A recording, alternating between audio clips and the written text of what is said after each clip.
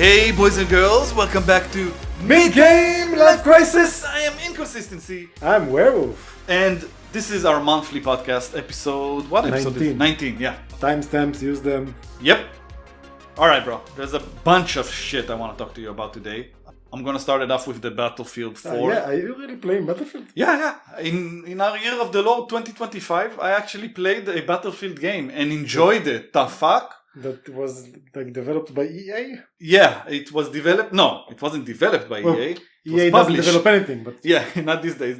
They published it, but it's developed by. But it's a studio owned by EA. Yes, of course. DICE has always been owned by EA. Yeah, but yeah, it's some sort of DICE subset called Battlefield Labs or Battlefield Productions. I don't remember, but it's basically remnants of DICE.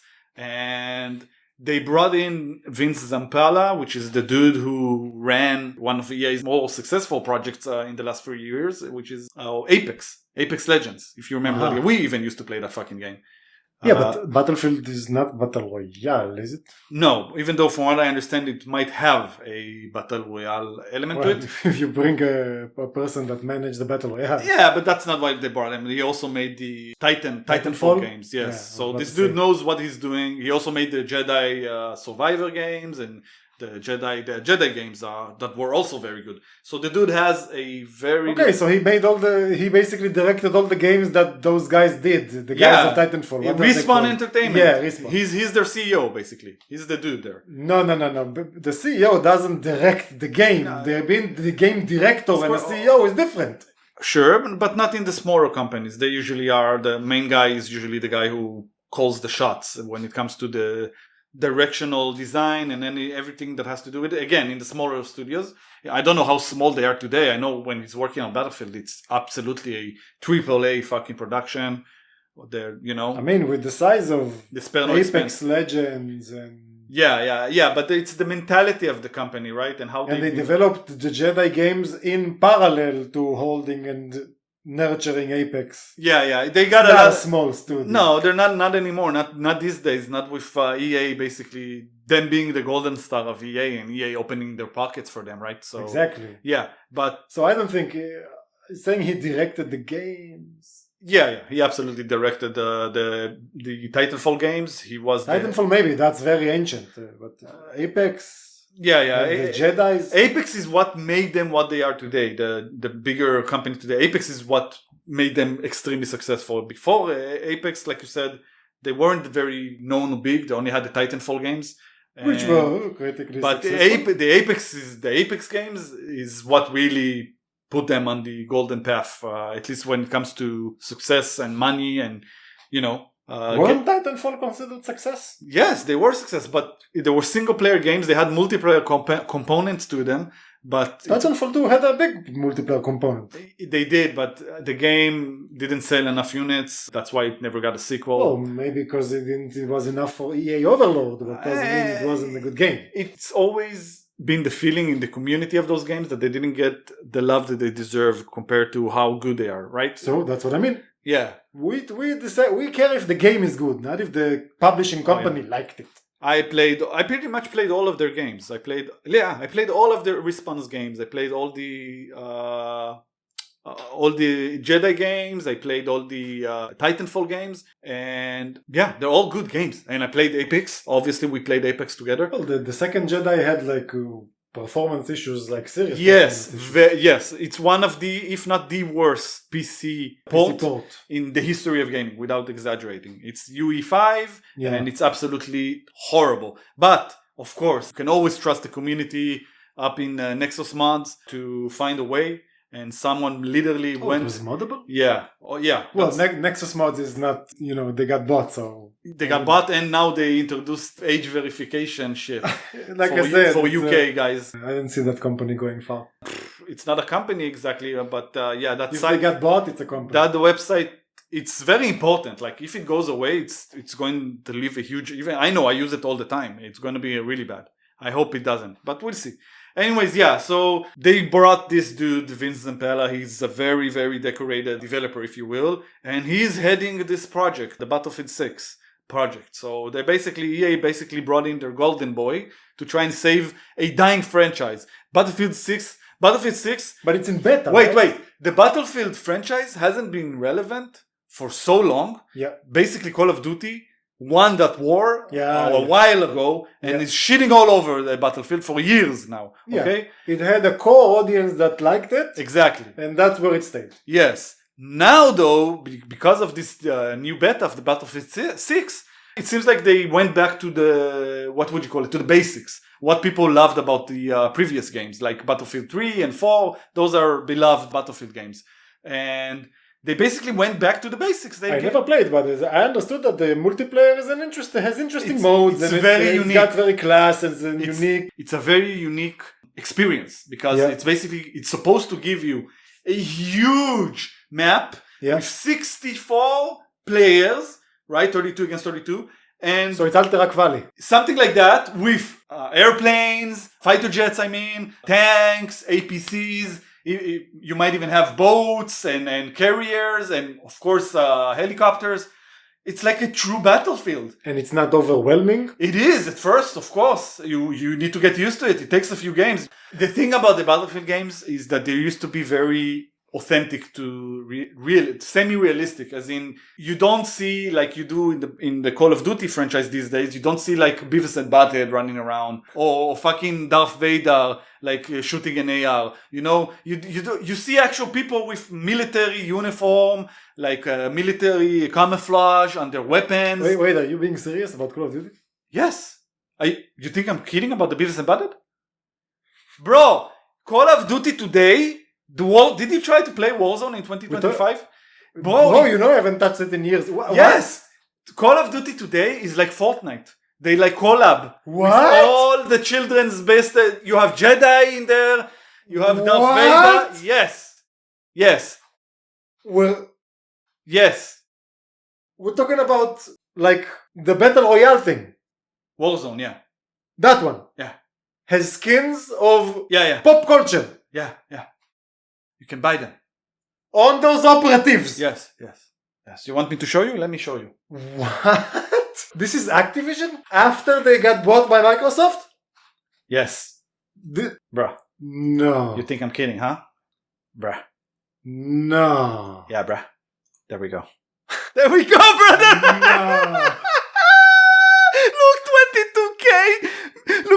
Look at the like to dislike ratio. Of course. 22K dislike. No. Look at this shit. It looks like AI generated shit. It is AI generated. It is 100% AI generated. No. This is not gameplay.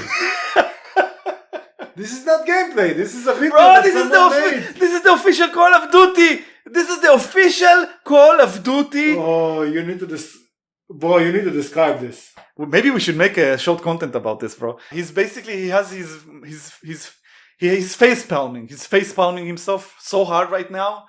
He doesn't know where to bury himself. Guys, I was not aware. Guys, right now, if you want to have nightmares at night and never sleep again, just go to YouTube and type COD X Beavis and Butthead.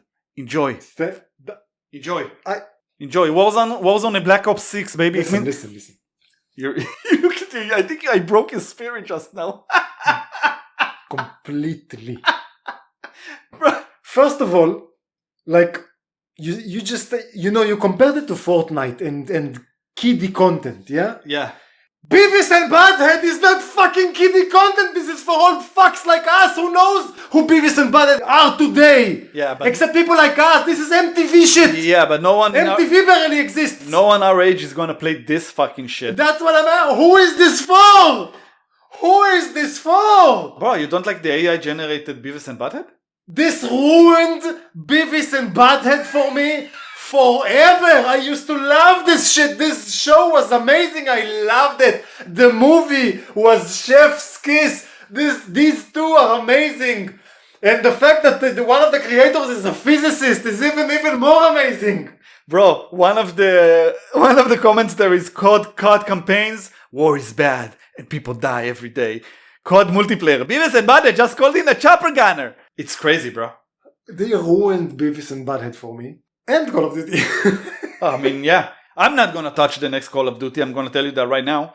But the Battlefield looks good. It looks realistic. It doesn't have this fucking bullshit. You don't have Beavis and Butthead jumping out of a fucking chopper. Where, how are we ending up in a world where EA is the good guys? I mean, it's the lesser evil. It's the lesser evil shit. I know what you're gonna say. I know what you're gonna say, bro. It's okay. Let it out. Let it out. Let it all out. Lesser evil, greater evil, middling, it makes no fucking difference. Apparently it does, as you can see. I mean, look at this shit. Let's see if I can find some more nonsense. By the way, their latest Black Ops 7 gameplay reveal trailer also got the ratio to... Look at this. Look at the ratio. Because it was nonsense. There's some robots and shit in here. Look at this. Absolute garbage. What is this? The Avengers, bro? What's going on here? Look at this. Look. What? Why do we have color? What? Why do we have butterflies? Why butterflies? What's with all the perspective? I don't know, bro. No, but wait, that's not the worst part. Yeah, what? Oh, look. Oh, yeah. Neon parkour. That's why I play called... Alaska. Oh, yes. Oh, look at that armor. Oh, my God. So amazing. The robots. Guy, yeah. There's robots. Oh, that's great. Oh, yeah, the gliding suits, of course. Oh, yes. Let's fight an army of robots. Because that's what I play Call of Duty for, to fight. Do you know how Call of Duty started? How this whole thing started? Do you know what started Call of Duty? Do you remember the game Medal of Honor? Yeah. Do you know what started that? That was like a Spielberg idea. Yeah? Yeah. They made Saving Private Ryan. And that movie was extremely successful, obviously. Yeah. And that... Good fucking movie. Yes. And then Spielberg, who has some interest in video games, I know he produces some... He's a producer in some companies.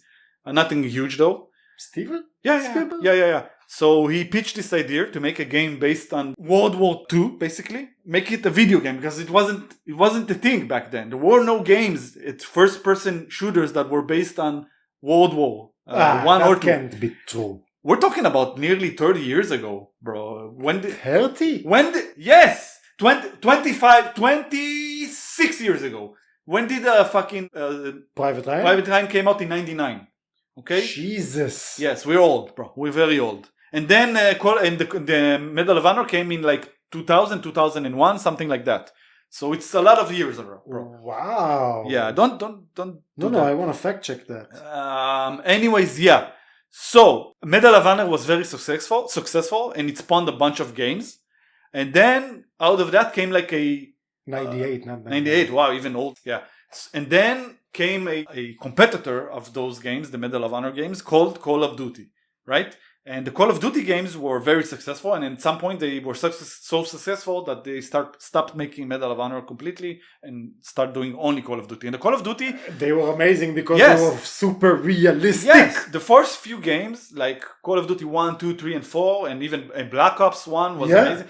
Those games were fucking awesome. Yeah. They were awesome. Immersive. You felt like a Black Ops fighter. Yep. It was realistic everything. In the story, in the missions, in the gunplay, everything. Yeah. It was appropriate, period appropriate. You didn't have sci-fi guns or weird guns. Not at all. It was very realistic. Very grounded. Yes. Anyways, yeah. Oh, so my impressions are it's good. It's good.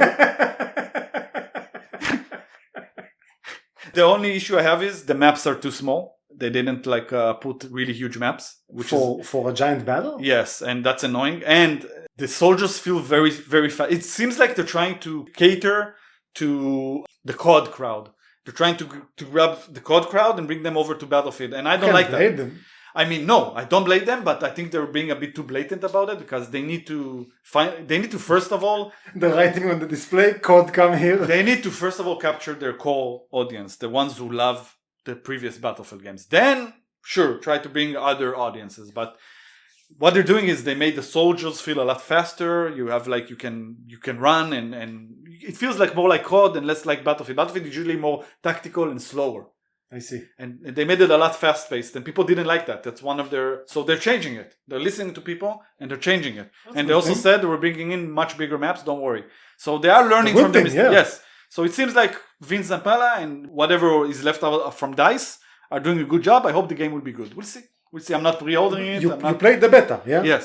So what you're saying is a big chunk of what will be. Yes. It's not going to overhaul the entire thing. Yeah. Also, the game will have single player, which I hope So will the be gunplay is okay. the gunplay is. I mean, the game. Yeah, the gunplay is the okay. APCs, the tanks, the planes, everything is realistic. It's Yes. nice. It's the same model. I mean, by model, I mean the game. It's still classes or whatever. You can be a medic, a sniper. Yes, I don't know. there's a lot of destructible environment, which is Yeah. another feature of Battlefield, and it usually changes literally changes the battlefield. So that's part of it. Yeah, it's got everything that made the previous Battlefields good. It doesn't mean it's going to be an amazing game. We'll have enough players for interesting matches. For the beta, for sure, there were overcapacity most of the time in the servers. It was on Steam, right? Yes. Yeah, Good, you can also check it. And no way. And there's no no origin. No, nothing. You don't need anything other than there was one controversial thing about it, if you wanna call it that, and that's the secure bot mandatory. First of all, you can play this on Windows 10, but you need to have TPM2 enabled, which means you can go to Windows 11. To what? You can switch to Windows 11. Exactly. That's like basically Windows 11, TPM2, and the secure bot is something that you have in secure boot. Sorry, is something you have in your BIOS. I didn't even know what it was before they told us about it, and it's an option that should be enabled in most modern BIOS systems, but I know for me it wasn't enabled, and I know for Grouper, if I talked to him, it wasn't enabled, so I had to go to my BIOS and change it, which is not something you expect to be having to do. Yeah, for a game to play a fucking game. Yeah, so that's and there are reports of some people having issues, the computer crashing, not even loading up after this change. So it's not that simple, but. So a company breaks people's computers again? Yeah, they're doing it to try to protect us from cheaters. That's their excuse. I buy that excuse, but I just think it's a lot to ask from people to have to go to their BIOS. Not everybody is tech savvy and knows what the fuck they're doing. Yeah. And it's a bit, I don't know, it's a bit a weird thing, but it seems like it's going to be an industry standard. Because COD, the next COD that we just shared on, is also going to ask for secure boot and TPM2, which means the two biggest players in the space are asking this, which means it's going to be an industry standard. That's how it usually goes. Yeah. All right, let's move on to the next one. And the computer will basically have that by default. Yeah, exactly. Bro, I want to know, now it's your turn. I want to know what's going on, because you've been... How long have we... That's exactly the point. You're like, you should try out Battlefield. Like, really? You want me to try another game? You want me to play another game? You're still on Avowed, right? I'm almost finished. I'm dying to finish it. I'm almost finished, and I've been playing it for... Was it since February? Jesus fucking Christ. When did it come out? Yeah, something like that. February. Yeah. So 5 months? 6 months? 6 months, bro. My God. I have so little time. Wow. Yeah. Well, it is what it is, bro. Yeah, it is. You have a family to take care of. Look, I'm a completionist, so it means I revealed all the map. Yeah. In all of the maps. Yeah. All of the levels. Yeah. So I've seen everything. That part is not great, like the open world map. It's just not interesting enough, Like the monsters. The mobs, it's the same mobs all over the place. It's just like they become stronger, so they change like what they wear, or so they have bigger feathers or whatever. But it's the same mob. But are you still enjoying the game? Like, is it like? Don't tell me it's like fucking what happened before with the game you tried to finish before. Starfield. No. Are you actually enjoying your time playing the game? I enjoy it enough. The very little time you have. I enjoy it enough. I wanted to finish. And that's even though it's considered a small scale game. Yeah, but like I said, I'm a completionist. I think, like they said, it's a 60-hour or 40-hour game. I think I'm way past. Bro, I'm the last one who will ever criticize anyone for the amount of time it takes them to finish a game. I take my sweet ass fucking time, bro. That's why I started playing bunch of games in the same time, because otherwise I just feel like I'll never get to the other games. That's pretty much my feeling, which is why I'm dying to finish it now. Yeah, I've had enough. I want to try something else. How close are you to finishing this? So I'm like in the last segment. I'm like, what character are you playing? Sorry. What do you mean? What character? What's your special? Oh, it's a caster. Okay, it's a caster. Okay. So it's a spellcaster, although I also have a melee set. You can melee when you want. The combat is not very challenging. Okay, all right. And I'm not even on the normal difficulty. I'm on the one above that. Can you just give me right now? I mean, you're not going to see anything special or new right now. It's just finishing the plot and that's it. What do you want, the number? I want to know what's your final thoughts about this game. A final thoughts or a number? What are you asking for? A number you said that you don't. I don't like giving one, but I can. If I have to give a number here, it would be a 7. A 7? Yeah. All right, so it's like a above average game. Look, it's a mid game. Yeah. Slightly above average, and as an RPG on its own, it's decent. I would expect it from a AA company, not Obsidian. Right. Are you excited for their what is it? Other Worlds? Other Worlds was better. A sequel? Was it better? Really? You liked it better than this? I think so. So are you excited for the sequel, for the Outer Worlds? It was less crowded. The maps are very crowded, and it's just a lot of the same. Right. So I'm asking, are you excited for Outer Worlds 2 for the next? Excited isn't a strong word. I'll play it. For what I understand, it's a bit more ambitious and bigger than the first one. Sure, that's fine. But when they say bigger, I hope bigger is bigger story and more worlds to explore, and not giant maps that you just do the same over and over. That's how it feels in Avowed right now? Partly, yeah. I feel like the open world map was not interesting enough. Interesting. That's interesting because I thought the whole idea behind making it a shorter game compared to other open world games, RPG games, is to have less huge areas to explore and more dense and populated areas to explore. That's what I thought. That's literally the pitch. A part of it is problematic with the sense of the world, you know? The environments are gorgeous, let's say that. Okay. The very gorgeous environments, and the world looks great, and it's interesting and alien, and the whole vibe of the island and the story behind it, that's fine. Yeah. Okay? The story is decent, some big decisions to make or whatever. Some characters could be better. Again, like I'm saying, it's not bad, it's not amazing. It's C plus, right? Yeah. But because it's condensed, some things that doesn't make sense. You fight a huge bunch of monsters, and then 2 meters later, you find a sentry, like a guy that is a guard that is supposed to keep the peace. Right. And it makes no sense. And he's there alone. It's like he's supposed to fight all his monsters by himself. How is he alive? You know, it's either it shouldn't be this crowded. I get it. A small map is fine. The size of the map is fine. They could have made it less crowded, and it wouldn't have been worse.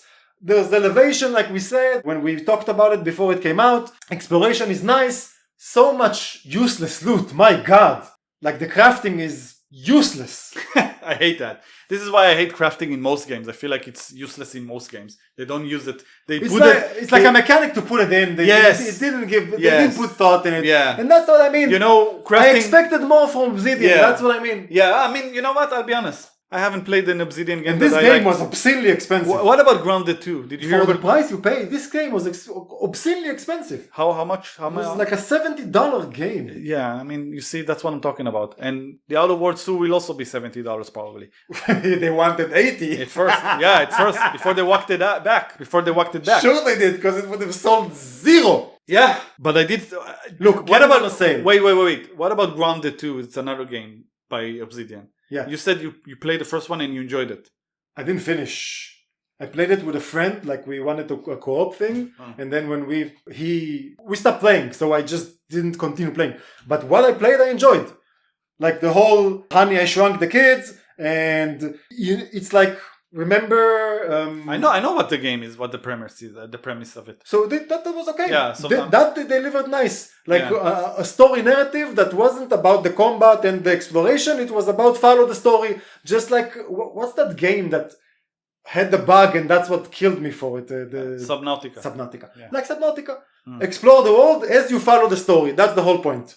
Yeah, but Subnautica has like that almost like horror theme to it. Sure. So take it without the horror. Subnautica is a special experience up until the moment it stops working. Yes. That was good. That was a really good game. Yeah. Yeah. All right, man. Anything else you want to say about it? If you haven't played, then you're considering playing Avowed. it's a decent action adventure. Wait for a discount though. Yeah, exactly. Get it discounted. Yeah. And fight the completionist in you. Just get the game. Get the interesting stories, and that's it. Don't explore the map. Yeah. So speaking of exploring, I've played Clair Obscur Expedition 33, the game that is probably the most highly regarded critic-wise of this year. How much did you play? I'm in Act 2. I'd say I'm probably mid-game. So maybe a bit, mid-game, about mid-game. So was it 20 hours?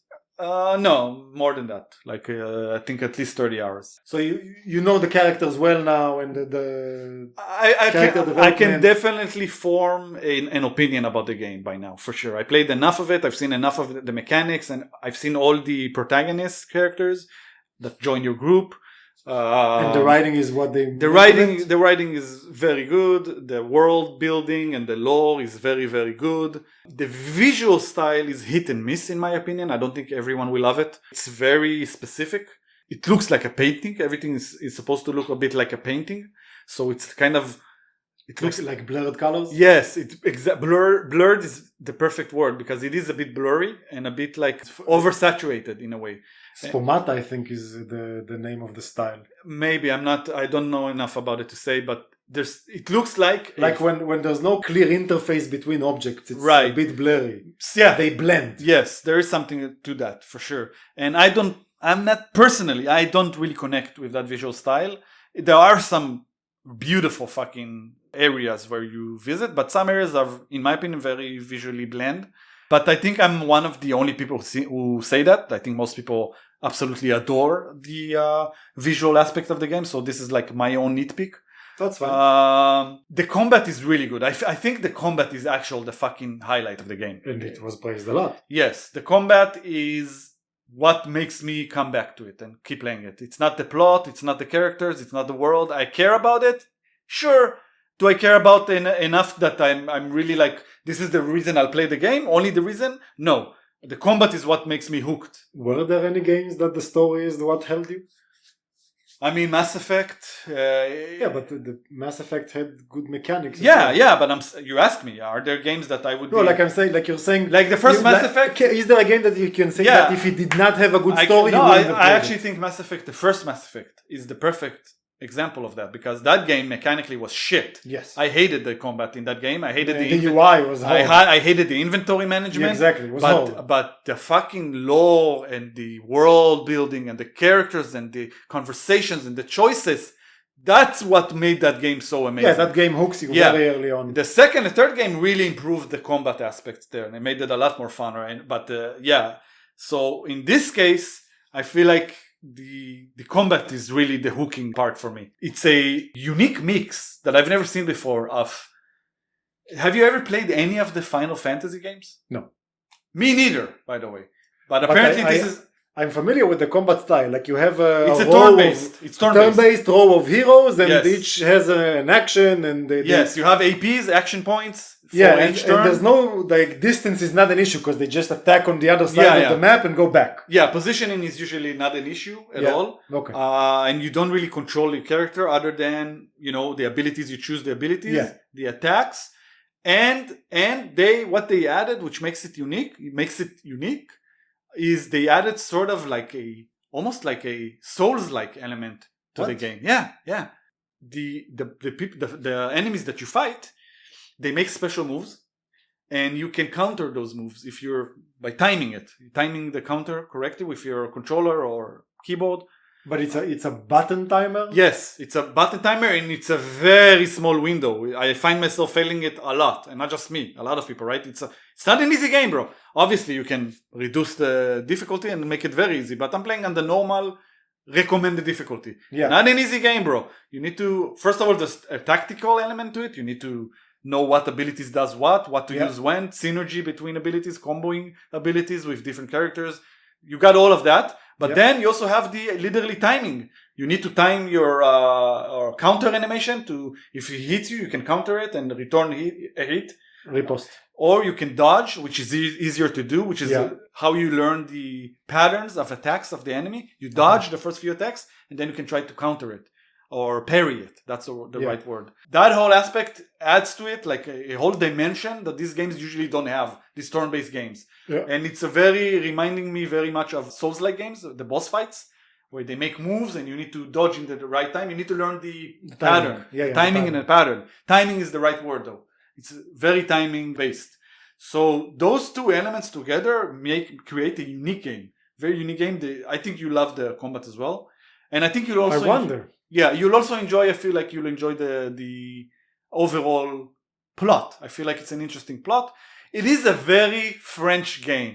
Like for good, and for bad. You know, it's extremely French. Everything about it is French. You know what I'm saying? It's the visual, it's the music. The music is probably the biggest highlight of the game. If you're gonna ask, yes. The combat and the music, the two crown jewels of the game. For sure. The music is so good. It's so good, but very French, very French. The way the people talk, the way they dress, it just the mannerism. Is it a fantasy world? Yes. Okay. 100% a fantasy world. Yeah. It's completely original, by the way. The idea is completely original, which is a big, huge. You need to give props for that. Yes. And yeah, I highly recommend it. I'm not the core audience for this game. This game is not made for me. I'm not really interested in the visual style, the combat system, and the Souls-like games are not games that I like to play. And the turn-based, like almost Final Fantasy element of it, again, nothing that I usually play. So the game on paper should not appeal to me. And the fact that it appeals to me that much, and I'm not the core audience for it, means that for people that will actually enjoy the aspects that I don't enjoy, it will be like a 10. A 10 out of 10. For me, it's like right now it's like an 8. For them, it will be a 10. And that game is indeed critically acclaimed. Right? Yes, and I get why. It's not. It has its issues. Not for you, and you still get why. Yeah, it has, but it also has its issues. By the way, it's not perfect. Don't get me wrong. You can still see the technical issues here and there. You can see that this is their first game. You can see like there are some nitpicks. You can, if you really want to find stuff to nitpick, you can. But overall, for a $40 game or $50 game, a first-time company, first time for a double A company. I mean, it's a miracle they managed to make such a game. Really is. I'm really happy for them. Kudos, well done. Yes. Yeah, that's that about Expedition 33. We were just talking about Battlefield and how it looks good. And how EA seems to be the good guys always. Yeah. Not always, lately. EA are still stupid as fuck, bro, okay? EA are still stupid as fuck. You have an analyst who's just quoted saying that they want to milk Battlefield for everything it's worth. Their goal is 3 studios making Battlefield on a 3-year basis so they can get a Battlefield annually. But they basically want to make it COD. They basically want to make it COD. They want to codify the... And they don't understand that literally the reason that everyone rushed to play their new Battlefield beta is because they're sick of COD. They're sick of what became of Call of Duty. The whole point of COD coming out every year annually was ridiculous. It's terrible. And the fact that you have 3 different companies working on it, that's why you're going to get the Treyarch one, which is probably going to be decent, and then you're going to get the shitty one, the Sledgehammer one, or I can't even remember all the companies, the names. Yeah, it's stupid. Yeah, it's really stupid, only to make it like a product that you can consume every year. But all these corporates always see a model that someone is using that makes them money, and they don't even see that it's trash. There were also rumors about Battlefield 6 that the same analysts, I guess, same dumb fucks, were projecting that this game will give them 100 million sales. What? 100 million sales. They're aiming for 100 million sales. I don't understand. $1 trillion. Bro, EA are so fucking stupid, bro. They're so fucking stupid. They don't even know what to do when they do have something good in their hands, bro. 100 million so sales. Dumb. So dumb. Anyways, yeah, I'm sick of talking about this stupid company, bro. I hope Battlefield does well, but if it's never gonna make anything close to the numbers they're thinking about. So prepare themselves to disappointment, I guess. Well, they usually get disappointed by the games they make. Yeah, for sure. Shit, bro. Bungie CEO Pete Parsons, he retires. He's the one who basically fucked up everything that has to do with Destiny 2 in the last few years. Was he there for Destiny 1? I think he was, but Destiny 2 was a shit show. That one has a Darth Vader skin. And we have the marathon coming up, which we all know what happened with that shit. So I don't blame Well, them. that one has been delayed indefinitely. Yeah, and that's also something that he's the CEO who it was under his belt. So he's gone. So you think they fired him? 100%. Can they? What do you mean? Who owns Destiny? Who owns Bungie? I mean, they were owned by a bunch of different companies. Right Yeah, now, I think they're independent now, so they can't fire him. I think they got bought again. they can't. How can they sustain themselves Are they independently? public? I can't remember, bro. They were bought by. At some point, they were owned by Microsoft, and then they were owned by Activision, and now they're. I I'm think just they're. wondering if someone can fire him. If they're public, he has a board of I directors. think they're they can owned by get fired. Sony now. I just don't remember. I'm not. I can't be arsed to even check.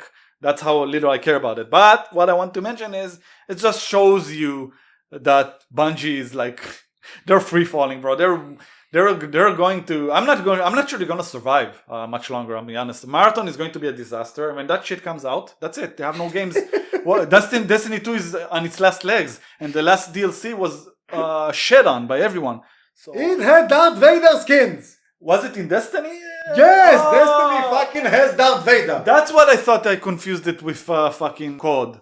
That I thought the Darth Vader Warzone. Sorry, it was only Beavis and Butthead that were in. Only. Only in Beavis and Butthead, bro.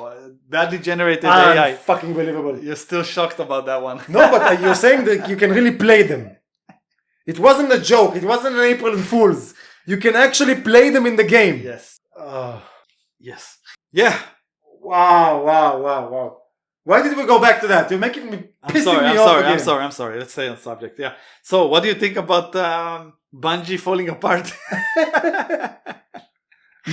When I played Destiny 2, it was decent. It's not a bad game. Yeah. But that game, the biggest issue it has, it's barrier to entry for new players right now. If you want to try and play it now, you won't know you'll be overwhelmed. You'll be drowned by That's mechanics. exactly what I felt with that one and Warframe. Yeah, and that's a good example. And Bungie themselves admitted that there's a problem with getting new players into Destiny. Yeah. So they're basically stuck with their core audience, which every day grows smaller because the game hasn't innovated or made anything interesting for a very long time. And Bungie completely lost their way. We can see this for years now. Isn't it time to drop all these live service games? This is not in the subject list, but I'm going to talk about it because it's a perfect segue. Perfect segue, what you just said. Do you know Blizzard, old Blizzard guys who are these again? So who's Blizzard? Bro, Mike Morhaime. That dude was literally the co-creator of Blizzard. Yeah, one of the big shots. Yes. One of the biggest shots over there. Yes. So he left like a few years ago, right? One of the last ones to leave. Yes. And no, there was a few who left after him. But yeah, he left. When he left, you truly knew that Blizzard is done. Mm-hmm. And he went and built a new company called DreamHaven. Did we talk about this company closing? No. And they made, we'll get to that. I know what you're talking about. And Are you talking about Sunderfolk? No. They made a game. Can you let me fucking talk? No. They made a game called Wildgate. DreamHaven made a game called Wildgate. And it's a live service game, multiplayer game. And it costs money as well. It's not even free to play. And it's falling apart because there's no player base. That's their first game that this company went to do. A live service game. Why? Were they trying to make a World of Warcraft clone? No, it's not even a World of Warcraft. It's low. The game itself, by the way, looks good. From what I've seen, it looks great. The game looks great. It's very polished. The mechanics look fun. Interesting visual style. That's all nice and dandy, but who's it for? Listen to me. If you go to Steam and you check the store, it's sitting at very high scores. It's a good game. Problem is, you have a barrier to entry of money, and it's a live service game, and it's their first ever game, and you are expecting people to just pay money to play something that used to be, that most games like that are free to play usually, to get the people into it, and you're asking them to pay money to play this game that is completely dependent on the player base to be able to, it's a multiplayer only game. You have to have other players to play it. Which, that's again what I'm asking. When you make a game like that, even if it's mechanically amazing, you need to know who's it for. Yeah. I mean, and you need to make it easy to get into. Like, why are you making a game that is like a multiplayer only game, a live service game? Why are you making it cost money?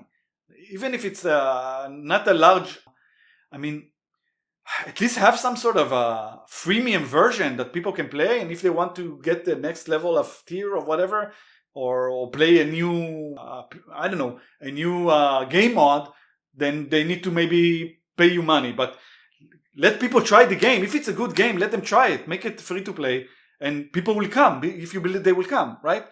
They fucked up. No, not if the crowd is tired. Oversaturated. Of live service game. And I'm not talking about live service like Marvel Rivals, where it's, there's a ladder and it's a competitive arena, I'm not talking about having a live service competitive arena. That's also like an extremely huge and established name that everyone knows. That's this fine, game is I'm not talking about type of game like that. When I'm saying about dropping these live service games, I mean like World of Warcraft.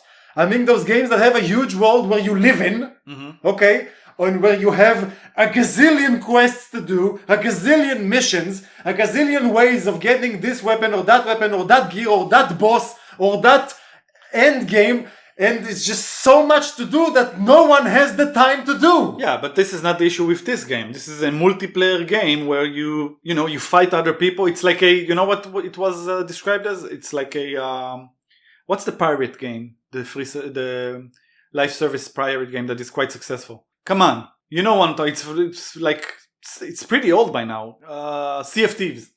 Have you heard of Sea of Thieves? Yeah. So it's like Sea of Thieves in space. This game sounds awesome, looks awesome as well. I'm just not gonna pay to play it, to try it out. No way, Jose, bro. No way, Jose. There's nothing in there that makes me wanna say I wanna pay money to play it, because like you said, the fucking market is oversaturated with live service games. There's only so much time for someone to start getting into a new game where you need to learn all the mechanics and the maps and the strategies to compete. And you have the FOMO, right? As well. It just doesn't work like that. And another guy who left Blizzard, again, one of the head honchos there, went and created Frost Giant. This is the company you talked about earlier. And Frost Giant made a RTS game.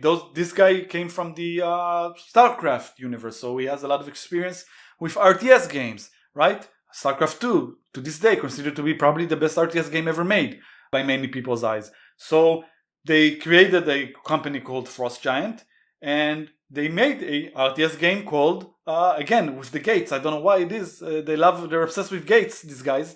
It's called Stormgate, all right? And this game was a fucking disaster when it came out. They let it come out way too early in beta mode, and it looked like shit, but at least they went free to play at first, so people could actually try it, but they released it way too early. And it's also a live service game. It has a campaign, but the thing that they're building on is people buying skins in the store to use in the multiplayer aspect of the game. And yeah, that game pretty much is almost dead when it comes to active player base right now. Okay. Again, why are you going for your first game? Why are you trying to go for a live service when this is such an oversaturated element of the market right now? And why in RTS live service? And RTS is one of the most deadest genres ever right now. Sure, you have not in Korea. Even in Korea. I mean, in Korea, they're still playing StarCraft 2. That tells you there's no new games that managed to oversee that game, right? So, I don't know. Just thought it's interesting. So, listen. Let's stay on the subject. Because you said ex-Blizzards and Blizzard. Yeah. Who made Sunderfolk? Because if I remember correctly, this game was made by Blizzard DreamHaven. Yeah. I mean, so that's the publisher. So that's DreamHaven is the guys who Mike Morihan. Those are the guys who made the game. Because I told you, this was also DreamHaven is the guy Blizzard all over it. I mean, yeah, but they're a publisher. They made Wildgate. See? Told you. Okay. So, and who's this secret dog? I don't know. I never heard about them. Let's see. They only made Sunderfolk. That's their only game. Anyway, Sunderfolk, another game I'm playing. This game is a co-op game. It lives to be co-op. Okay, you're not supposed to play it by yourself. You're supposed to get people to come to your place to meet physically. Okay, you sit on the sofa. Everyone controls their character with their cell phone, and the game is run on the computer and on your TV. All right. And this thing has been getting us to get together. Oh yeah, it's both tabletop and video game nerds inspired by the power of togetherness. Okay, so it's working for you. It's fun. Yeah, I believe you. I'm playing this tonight with 3 more dudes. We've been meeting almost weekly to play this. But it's fun. It still doesn't answer me who actually created the game. I don't think it's If I remember correctly, this is Blizzard all over it. I mean it's published by DreamHaven, and DreamHaven, I told you, is yes. But I think even the developer is Blizzard all over it. Well, I haven't found any secret door. It doesn't matter. Yeah, what matters is this is a game where they innovated. All right. Where you have something new. And how successful is it? How much does it cost? I'm not sure. Because I'm telling you that the Wildgate is failing right now, and they have a big trouble, because what's going to happen is they're going to have to recoup those losses, and they might actually end up closing their doors, and then that game, those secret doors are going to get fucked. I hope not. Sunderfolk is good. Yeah. That's if you're looking for a co-op game to play with your buddies, like locally. I mean, you don't invite me, so how can I play the game, bruh? I'm talking to my audience. Okay. Then only one person needs to buy this, and whoever comes and plays cool. with this game. You know, that is cool. Yeah, that is very cool. To be honest, I like that. And the game is approachable. If you have a bit of a game sense and you like fantasy, it's nice. It's cute. What kind of gameplay is it though? Can you strategy? Tell me? Like you each have a character. You have an overmap. Yeah. And you have a mission. Okay. Okay, you have objectives, and there's enemies. It's always like a turn based. The whole gameplay is turn based. You play it with what controller? No controller. You have a cell phone. You have a character. Oh, with cell phones? Okay. The combat map is on the TV. You see all the characters and all the enemies. Mm-hmm. There's tiles, there's how, like when you have movement, you know exactly how much you're gonna move. Right. You can decide where you wanna move. Like you can control your character. It has to move. You have to tell it where to go and who to attack. You do that with your cell phone. It works okay. Works great. No issues so far. But you have to strategize together. Like you all see the combat map and you know what are the abilities and what every character can do. So you actually have to plan. Like you're gonna go over there, you're gonna do that, and he's gonna move that one. You plan the combat. There's enemy phase, your phase. So your buddies are coming physically, to your house tonight? We have snacks, we drink, we smoke, cool. It's pretty cool. We play, and it's fun. I like it. It really engages us. Like you're not bored. There was a different game that we tried that was like this. Okay, that you had cell phones. No, that you had cell phones and the game was like narrating a D&D thing. Yeah. But when someone was playing, the downtime of the other characters was just too long. Yeah, you got bored. People did other things. How do they overcompensate for that? That's what I'm saying. Here you're still part of the combat. Like you plan together. Like, and then when someone does his moves, you're thinking like about the other things. You're watching how the game progresses. You're engaged all the time. It's very little downtime. It's very interesting. Okay, that sounds pretty cool. Yeah, it sounds good. It sounds awesome, to be honest. Oh, like I said, I'm enjoying it. So it's from published by DreamHaven, so it has some sort of Blizzard. And do you see Blizzard? So I'm saying you feel the love. Like this game has been developed. I see what you're saying. With thought. Right. Like it feels like they said the developers have been playing it and they've been wanting to enjoy it like they to play. It's fun to play. It's pure fun. It doesn't ask me to pay for anything. It doesn't shove me with cosmetics. It doesn't try to get me to a shop. No. I paid for a game, I have my bros over, and we fucking play. Yeah, sounds fun. Sounds awesome, to be honest. Great. Alright, there's one more subject I wanted to talk to you about. We're not going to cover everything today because it's getting late. One more subject I want to talk to you about, bro. Because this one made me laugh out loud. I'm not going to lie. You're talking about TenCent. Oh, yeah. Basically, what's going on is, I don't know if everyone... those Chinese, man. Those Chinese people. Bruh. I mean, TenCent is fucking Marvel Rivals. You realize this, right? Anyways. No. What? TenCent maybe has some ownership into the company that made Marvel. Marvel Rivals is... TenCent has ownership in pretty much everything. Exactly. Their tentacles are in everything these days. Yes. But anyways, yeah. So TenCent basically decided that they really like Sony's Horizon Horizon Zero Dawn games. The concept, yeah. If you don't know those games, we talked about it before. Those are like you have the red-headed girl who like rides dinosaur robots in a sort of like a world where machine robots are fighting against, or not fighting, they're like a part of a world that used to be extremely advanced, and now it's like after a huge war, it went back it went back to the good old times.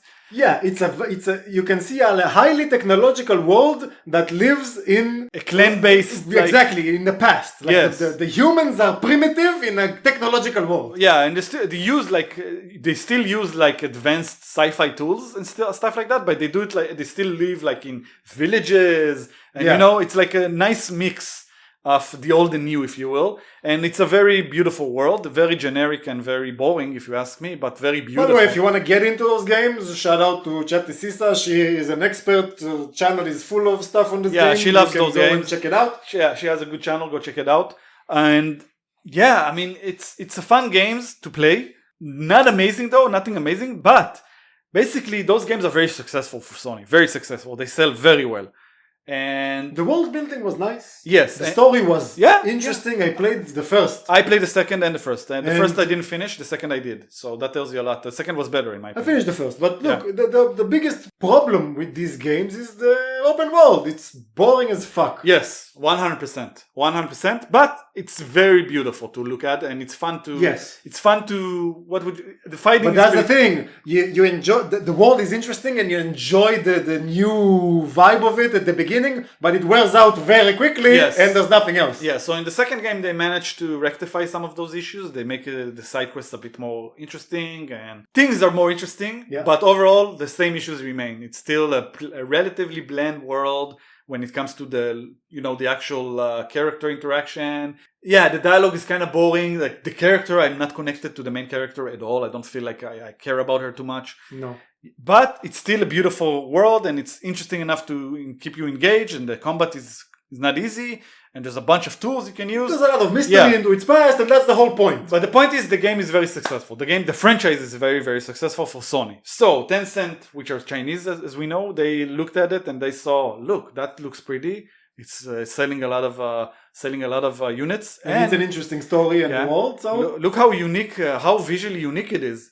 Let's take that visual uniqueness and make it our own, and call it different name. We'll call it what did he call it? Light of Moterium or whatever the fuck. I'm not sure if that's how you pronounce it, but whatever. That's the name of the game. Light of Moterium. Light of Motirams. Motirams, yeah. And Motiram? Yeah, and they've made changes since then. But quietly they made changes. But I can tell you that up from a few months, not even a month, a few weeks from the recording of this podcast, I've watched some gameplay and images from this game, and it looks exactly the same. It's actually kind of shocking that they went ahead with this and thought, hey, nobody will say anything. It's crazy. Listen. I heard the gameplay itself is a bit different. The game itself there is a bit different aspects. Can you imagine that the developers, like, they developed this game? Why is it a woman? Why is it a red-headed woman again? Copying like almost exactly, just changing like they said, this world is great, the story is great, the character is great, gameplay is all wrong, let's do it right. But listen, and they pitched it to TenCent, and somehow someone there said like, okay, we're gonna sell it worldwide. And they missed that this exists. Bro, why couldn't they at least change your color hair? I don't get it. Make her blonde. Make it a dude. Easy. You already make it like not as comparable, right? Why do you have robots, dinosaurs, or animal robots? Not dinosaurs. It's animals. Yeah, sure. It looks exactly the same, bro. It's crazy. I'm actually shocked that they went with this. They went ahead. Man. So. Basically, Sony saw that and said, what? Of course. Fuck that shit. Let's sue them. Justify what? They said, bitch, say what? They said, okay, bet. Bruh, they did what any other company would have done. Let's keep it real. They sent them a nice lawsuit. It's a justifiable case suit or suitcase or whatever you want to call it. Lawsuit? Lawsuit, yes. suitcase. Yes, I'm high as fuck. All right. Anyways, they're suing them, and once they sued them, immediately Changes. There were a bunch of changes were made to the visual style of the game. Quiet changes. Like no one announced anything. Just the game suddenly started changing. It started looking a bit different. A bit. Yeah. I haven't even looked and checked by myself to see what those visual changes are. But from what I understand, it's gonna be the first changes of many, many more coming. No shit, Sherlock. Yeah. Because I'm guessing they already invested a whole lot of money in this game, and they don't want to like lose all that money. So people are probably playing. I don't know. We'll see. It might even be a good game. That's this thing on Steam. Yeah, it's on Steam. Yeah, you want to check right now? Light of Multian? Oh man, it's on the Steam. They said in the Steam page. They said that the changes happened. So I want to see. Let's see. Just for the even just the image. curiosity. Even the image, like There it is. the portrait of the game they show you. Okay, so now you don't see. Wait. All of a sudden, you don't see the protagonist for whatever reason, or you do see the protagonist, but it does look different now, bro. It does look a bit different now. They changed quite. They did change it. That's crazy, man. Yeah, it does look different now.